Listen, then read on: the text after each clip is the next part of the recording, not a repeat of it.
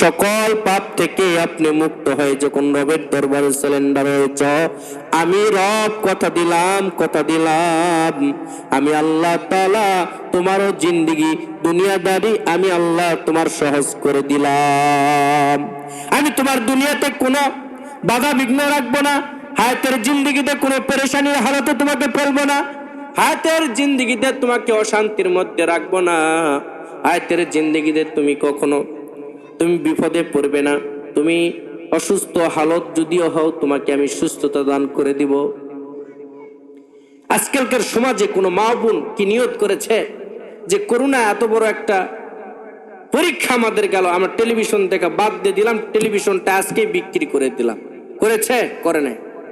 যারা মোবাইল নিয়ে all time থাকে তারা কি কখনো করেছে যে মোবাইল আর ইনস্টল করবো না, গুনাহ করবো না, ছেড়ে দিলাম? দেয় নাই। তাহলে বান্দা যেখানে এখনো তাকে নিজেকে সংশোধন করতে পারে নাই, আল্লাহ বলতেছে বান্দা তুমি যেহেতু এখনো সংশোধন হইতে পারো নাই, আমার পক্ষ থেকে তোমার গজবের দিকগুলো না আমি তুমি সংশোধন না হওয়া পর্যন্ত এটার মোকাবেলা আমার চলবেই চলবে। কথা বলুন ঠিক কিনা? এই জন্য প্রিয় ভাইয়েরাম, তারপরে দয়ালু মুনিব আপনাকে এখনো যে পানি পান করাচ্ছে আপনার টিউবওয়েল থেকে, আপনার শুকরিয়া আদায় করার দরকার। আপনাকে যে আল্লাহ তাআলা রিজিক দিচ্ছে এটা শুকরিয়া আদায় করার দরকার। আপনার জমিন থেকে যে ফসল উৎপাদন করে আপনার ঘর পর্যন্ত যে রব পৌঁছাচ্ছে, এই জন্য আপনাকে শুকরিয়া আদায় করা দরকার। আপনার প্রতি সেকেন্ডে শ্বাস প্রশ্বাস যে নিঃশ্বাস নিচ্ছেন ফেলতেছেন, নিচ্ছেন ফেলতেছেন, আল্লাহ তাআলা তার ফেরেশতা দিয়ে মনিটরিং করে আপনাকে যে জিন্দা রেখেছে, এর জন্য রবের দরবারে বেশি বেশি শুকরিয়া আদায় করা দরকার। কথা বলুন ঠিক কিনা? এই জন্য আমাদেরকে আমাদের অন্তরে কি হয়ে গিয়েছে এমন এখনো সংশোধন পথে আসতে পারতেছে না। আমাদের সমাজের জন্য আমাদের আল্লাহ তাআলার যেই বাহ্যিক যে ফয়সালা যেটা আমরা রক্ষণ করতেছি, এগুলোর জন্য আমরা নিজেই দায়ী। কথা বলুন ঠিক কিনা? আর দুনিয়ার প্রেক্ষাপট সব কিছু উল্টা, যা কিছু দেখতেছি সব কিছু উল্টা। কেন উল্টা জানেন? মানুষ কোরআন হাদিসের সংস্পর্শ থেকে অনেক দূরে চলে গিয়েছে। কথা বলুন ঠিক কিনা? আল্লাহ তাআলা বললেন বান্দা তুমি একটু তোমার মেধাকে খাটায় দেখো। ও বান্দা তুমি একটু তোমার মেধাকে যাচাই করলে তুমি আমি রবকে তুমি বুঝতে পারবা। একটা কোরআনের সংস্পর্শে একটা কাপড়, যেই কাপড়ের নাম হলো জুজদান। কি কাপড় বলেন? জুজদান। আপনি আমার গায়ে যে কাপড়টা আছে এটাও কাপড়, আপনার বিবির কাছে যে কাপড়টা আছে সেটাও কাপড়। এই যে ময়দানে দেখেন মাথার উপরে যে সামিয়ানা গুলন দেওয়া হয়েছে এটাও কাপড়। বলেন তো এই কাপড়ের মূল্য আর কোরআনের উপর যেটা আমরা কোরআনটাকে অনেক যত্নে সহকারে যেটা কোরআনটাকে আমরা যে জুজদানের মধ্যে আমরা প্যাকেট করে মোড়ায় রাখি, সেই কাপড়ের মূল্য এক না? এক নয়? এক? কখনো না। কাপড়টা একই ফ্যাক্টরিতে তৈরি হলো, কিন্তু সেই কাপড়ের মূল্য এক হলো না কেন? কোরআনের সংস্পর্শে থাকার কারণে তার কাপড়ের দাম বেড়ে গিয়েছে। কথা বলুন ঠিক কিনা? এই কোরআনটা রমজান মাসে অবতীর্ণ হওয়ার কারণে রমজানের দাম আল্লাহ তাআলা বাড়ায় দিয়েছে। এই কোরআন যে মানুষের উপর অবতীর্ণ হয়েছিল, এই জন্য বিশ্ব নবীর দাম পৃথিবীর মধ্যে শ্রেষ্ঠ কাতার রয়েছে। কথা বলেন ঠিক কিনা? এই কোরআনটা যে রাতে অবতীর্ণ হয়েছিল, এই জন্য দুনিয়ার মধ্যে যত রাত রয়েছে কিয়ামত পর্যন্ত যত রজনী আসবে তার চাইতে প্রতি বছরে সারা বছরের মধ্যে যত রজনী রয়েছে, সমস্ত রজনীর মধ্যে থেকে যেই রাত্রিতে আল্লাহ কোরআন নাজিল করেছিলেন, একমাত্র কোরআন যেই রাত্রিতে অবতীর্ণ হয়েছিল, এই জন্য সেই রাতেরও দাম আল্লাহ তাআলা বাড়ায় দিয়েছে। কে দেয় নাই? বাড়ায় দিয়েছে। এই জন্য প্রিয় ভাইয়েরা আমার, কোরআনের সংস্পর্শ যদি মানুষ থাকে মানুষের দাম বাড়তি হবে না? হবে না? কোরআনের সংস্পর্শে আপনি আমি যদি এসে যাই, আমাদের দামও আল্লাহ তাআলা বাড়ায় দিবে। যে মানুষটাকে আমাদের বিশ্বনবী, তিনিও তো আমাদের মতনই মানুষ ছিলেন, কিন্তু তিনি আল্লাহ তাআলার পক্ষ থেকে একজন পৃথিবীর মধ্যে যত নবী পয়গম্বরদের মধ্যে সেরা কেন হলেন? এই কোরআনের সংস্পর্শে থাকার কারণে। কোরআন তার উপর অবতীর্ণ হয়েছে। এই জন্য আমরা যত কোরআন থেকে দূরে যাচ্ছি, দুনিয়াতে আমাদের দাম তত কমে যাচ্ছে, আখিরাতে আমাদের দাম তত কমে যাচ্ছে। প্রিয় ভাইয়ের আমার, কোরআনের সংস্পর্শে যত আমরা এসে যাব, কোরআনটাকে যত আপন করে বুকে নিয়ে নিব, কোরআন আমাদের জন্য সুপারিশগার হবে কবরে। কোরআন আমাদের জন্য শুকরিয়া আদায় করবে কিয়ামতের ময়দানে। কোরআন আপনি আমার জন্য ওকালতি করে আল্লাহ তাআলার সেই শ্রেষ্ঠতম নিয়ামত জান্নাত, আল্লাহ তাআলা জান্নাতুল ফেরদাউসটা আপনি আমাকে দান করাই দিবে। সকলে সুবহানাল্লাহ। সম্মানিত হাজিরিন, এই জন্য কোরআনের সংস্পর্শে আমরা থাকতে রাজি আছি তো ইনশাআল্লাহ। কোরআন থেকে যদি আমরা দূরে যাই, হাদিস থেকে যদি আমরা দূরে যাই, বিশ্ব নবীর প্রেম থেকে যদি আমরা দূরে যাই, আপনি আমি মনে রাখবেন, যত আল্লাহ তাআলার কোরআন এবং হাদিস থেকে, বিশ্ব নবীর হাদিস থেকে আমরা দূরে সরে যাব, আল্লাহ তাআলার নাজ নিয়ামত থেকে আল্লাহ আপনাকে দূরে সরাই দিবে। দুনিয়ার শত শত পেরেশানিতে আল্লাহ তাআলা আপনাকে গ্রেফতার করে রাখবে। দুনিয়ার শত প্রকার বিপদে আল্লাহ তাআলা আপনাকে গ্রেফতার করে রাখবে। এই জন্য আমরা সকলে কোরআনের সংস্পর্শে আসার জন্য রাজি আছি তো ইনশাআল্লাহ।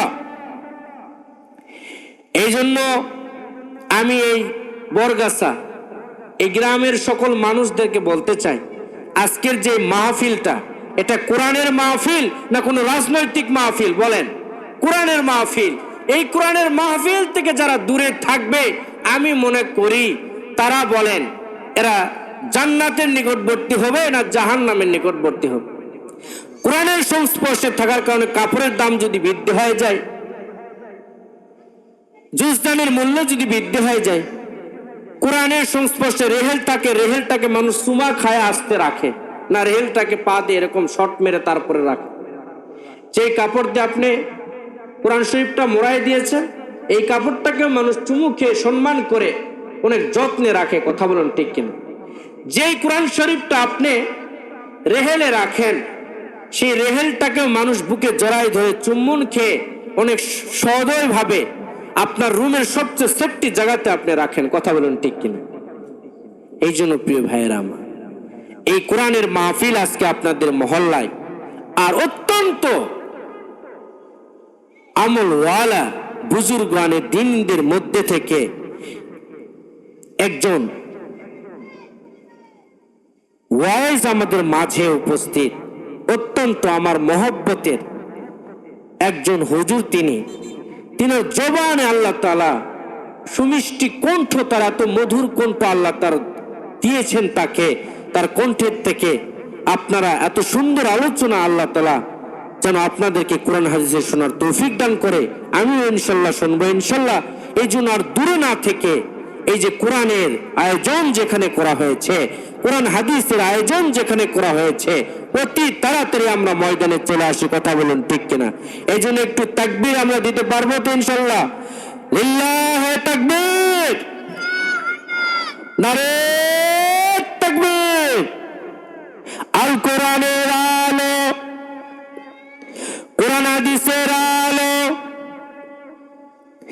নারে তাকবীর।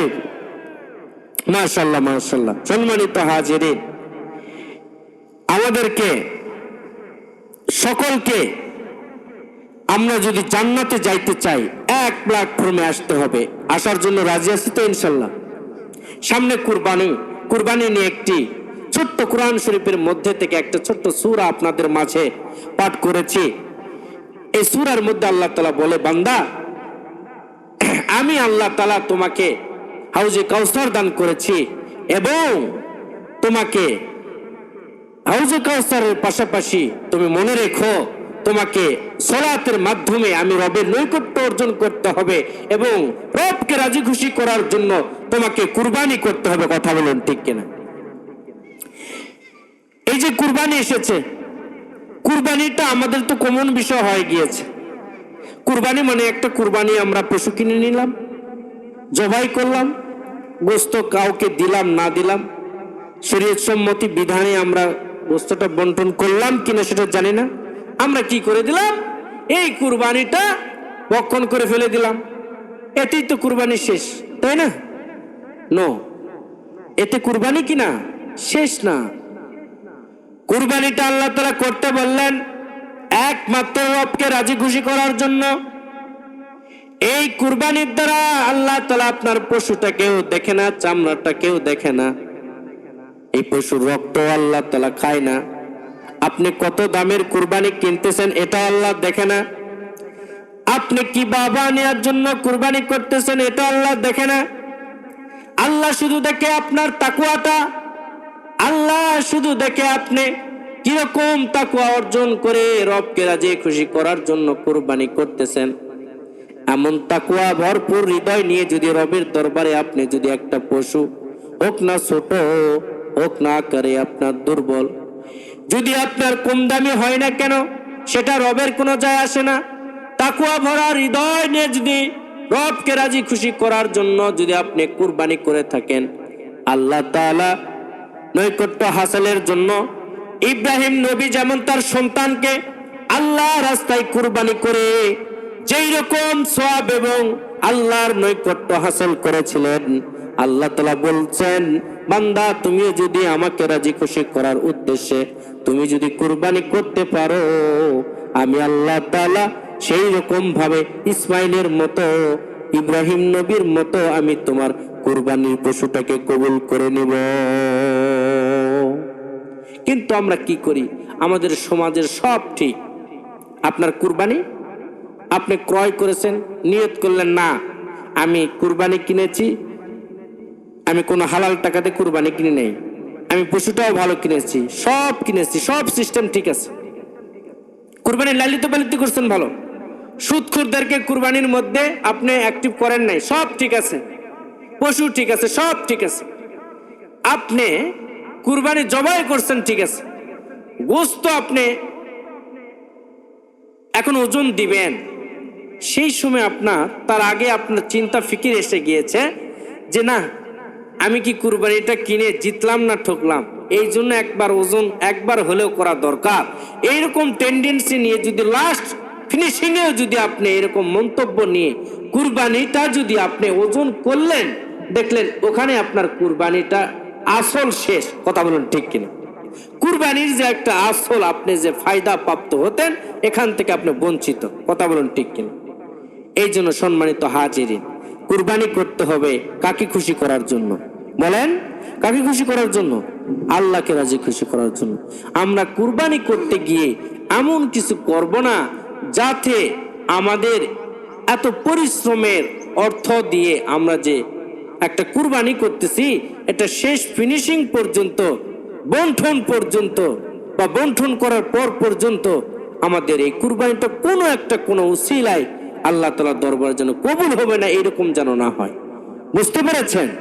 আল্লাহ তাআলা আমাদের সকলকে এই কুরবানির সামনে এসেছে একটা, এটাও একটা ইবাদত মুসলিমদের জন্য, এই ফরজিয়া, এই ওয়াজিবটা সকলকে, যাদের উপর কুরবানি ওয়াজিব, আল্লাহ যেন সকলকে এই কুরবানি সুন্দরভাবে, কুরবানির পশু যেন আল্লাহ তাআলা ক্রয় করার তৌফিক দান করে এবং কুরবানির প্রস্তুতি গ্রহণ করার যেন আল্লাহ তাআলা তৌফিক দান করেন এবং কুরবানি সুন্দরভাবে যেন সুন্দর নিয়তে তাকওয়ার সহিত যেন আল্লাহ তাআলা সকলকে কুরবানি করার তৌফিক দান করেন। সকল আল্লাহুম্মা আমিন।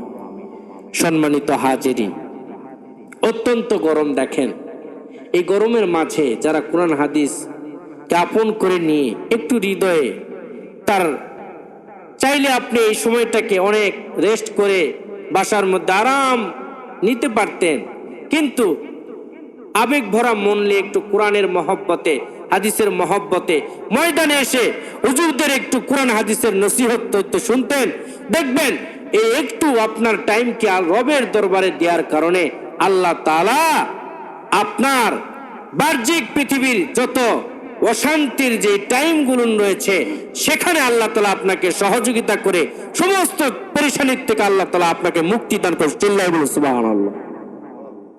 এই জন্য আল্লাহ তাআলা আমাদের সকলকে এগুলো সহি কথা বোঝার তৌফিক দান করুন। সকল আল্লাহুম্মা। আমার আর একটা মহব্বতের ভাই এখন আপনাদের মাঝে গুরুত্বপূর্ণ আলোচনা রাখবে, আপনারা মনোযোগ সহকারে শুনবেন, ভুলে যায়েন না।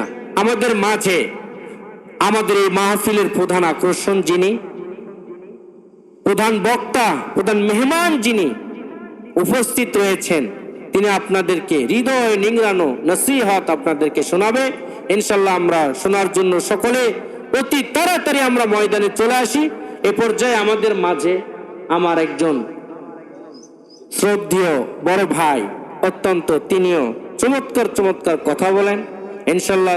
আপনাদের মাঝে তিনি আপনাদের কোরআন হাদিসের নসিহত পেশ করবেন। আমি এতটুকু আলোচনা রেখে আজকের এই প্রোগ্রামের সংক্ষিপ্ত আলোচনা সমাপ্ত করলাম। ওয়াখিরি দাওয়ানা আলহামদুলিল্লাহি রাব্বিল আলামিন। আসসালামু আলাইকুম ওয়া রাহমাতুল্লাহি ওয়া বারাকাতুহু।